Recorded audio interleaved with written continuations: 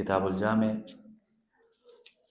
باب الزہد والورع، حدیث نمبر 7۔ وعن سعد بن ابی وقاص رضی اللہ تعالی عنہ قال سمعت رسول اللہ صلی اللہ علیہ وسلم یقول، جناب سعد بن ابی وقاص رضی اللہ تعالی عنہ بیان کرتے ہیں، میں نے رسول اللہ صلی اللہ علیہ وسلم کو فرماتے ہوئے سنا، ان اللہ، بے شک اللہ، یحب، پسند کرتا ہے، محبت کرتا ہے، العبد، بندے کو، التقی، متقی، الغنی، اور غنی آدمی کو، الخفی، اور چھپے ہوئے آدمی کو۔ اخرجہ مسلم، اس حدیث کو امام مسلم رحمہ اللہ نے بیان کیا ہے۔ سعد بن ابی وقاص رضی اللہ تعالیٰ عنہ عظیم صحابہ میں سے ہیں اور یہ فاتح ایران بھی ہیں، اور یہ حدیث آپ نے اس وقت بیان کی جس وقت مسلمانوں کے مابین بہت زیادہ اختلافات ہو چکے تھے اور مشاجرات چل رہے تھے۔ تو اس وقت آپ کا بیٹا عمر بن سعد وہ آیا اور اس نے آپ سے کہا کہ لوگ حکومت کے حوالے سے معاملات پر بحث کر رہے ہیں اور معاملات ان کے چل رہے ہیں، اور آپ یہاں بکریاں اور بھیڑیں لے کر کے ایک کنارہ کش ہوئے ہوئے ہیں، تو آپ بھی اس طرف آئیے۔ تو تب آپ نے یہ حدیث بیان کی کہ اللہ محبت کرتا ہے ایسے آدمی سے جو متقی ہے، پرہیزگار ہے، اور بے پرواہ ہے اور چھپا ہوا ہے۔ اس حدیث سے ہمیں یہ بات معلوم پڑی کہ جب مسلمانوں کے مابین کوئی اختلافات ہوں تو اگر تو آپ کے بس میں ہے اختلافات ختم کرانا تو پھر آپ اس میں پڑھیں، وگرنہ خیر اسی میں ہوتی ہے کہ آپ کنارہ کش ہو جائیں، ایک سائڈ پر ہو جائیں، کسی فتنے کا آپ شکار نہ ہوں۔ دوسری بات اس حدیث سے ہمیں پتہ چلی کہ اللہ رب العزت محبت بھی کرتا ہے، اللہ رب العزت محبت بھی کرتا ہے۔ بعض لوگوں نے کہا کہ اللہ رب العزت کا محبت کرنا یہ ہے کہ وہ عطا کرتا ہے، وہ نوازتا ہے۔ یہ جو اللہ رب العزت کی صفات ہیں ان کو انکار کرنے کا ایک طریقہ ہے۔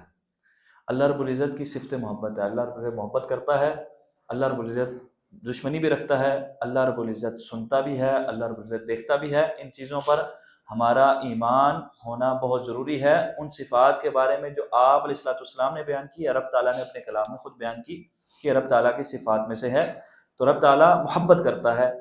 اب جس طرح انسان کے دیکھنے میں اور دیگر مخلوقات کے دیکھنے میں فرق ہے، انسان دیکھتا ہے، جانوروں میں بھی دیکھنے کی صلاحیت ہے، وہ مختلف ہے۔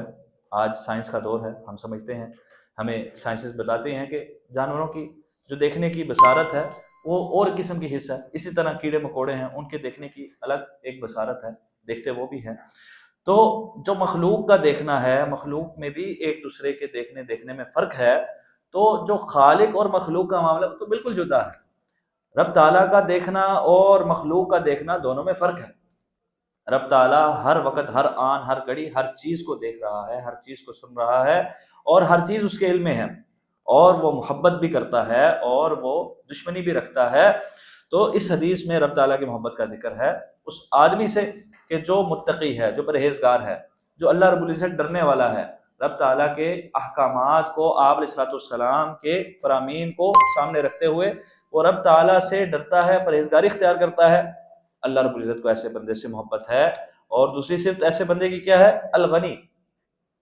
غنی کہتے ہیں عام طور پر مالدار شخص کو۔ غنی کس کو کہتے ہیں؟ مالدار شخص کو۔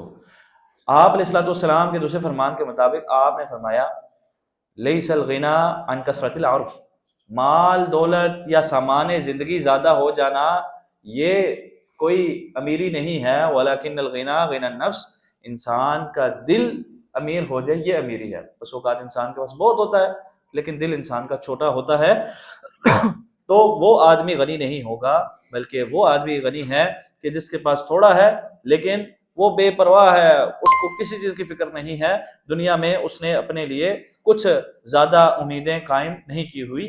اور الخفی، وہ چھپا ہوا رہتا ہے، اپنے آپ کو رب تعالیٰ کی عبادت میں لگائے رکھتا ہے، جو زیادہ مشہور ہو جاتا ہے لوگوں میں جس کا اٹھنا بیٹھنا زیادہ ہو جاتا ہے، رب تعالیٰ کی عبادات اور رب تعالیٰ کی بندگی سے وہ رہ جاتا ہے۔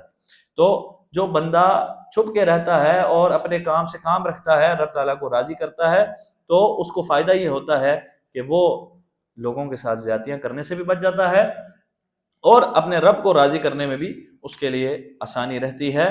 تو یہ حدیث ہمارے لیے بڑی سبق رکھتی ہے کہ آدمی اگر چاہتا ہے کہ اس سے رب تعالیٰ محبت شروع کر دے تو اس کے لیے ضروری ہے کہ وہ اپنے دل میں یہ جذبات پیدا کر لے کہ ہر کام کرنے سے پہلے یہ سوچے کہ رب تعالیٰ اس سے راضی ہوگا یا ناراض ہوگا، اور اس کے ساتھ ساتھ دنیاوی امور سے اور دنیاوی مال و زر سے وہ بالکل غنی ہو جائے، بے پرواہ ہو جائے، اور اپنے آپ کو معاملات میں بہت زیادہ پیش کرنے کی بجائے خود وہ چھپ چھپاتا رہے اور عام زندگی گزارتا رہے، یہ اس کے لیے بہتر ہے۔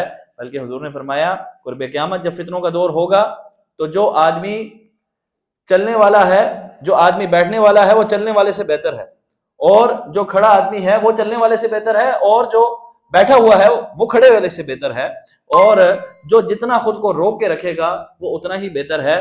کیوں؟ کیونکہ فتنوں میں پڑنے کا اندیشہ ہوتا ہے جب انسان خود کو پیش کرتا ہے معاملات میں۔ رب تعالیٰ سے دعا ہے رب تعالیٰ ہمیں اپنے محبوب بندوں میں شامل فرمائے، اپنی محبت خاص ہمیں عطا فرمائے۔ وما توفیقی الا باللہ علیہ توکلت و الیہ انیب۔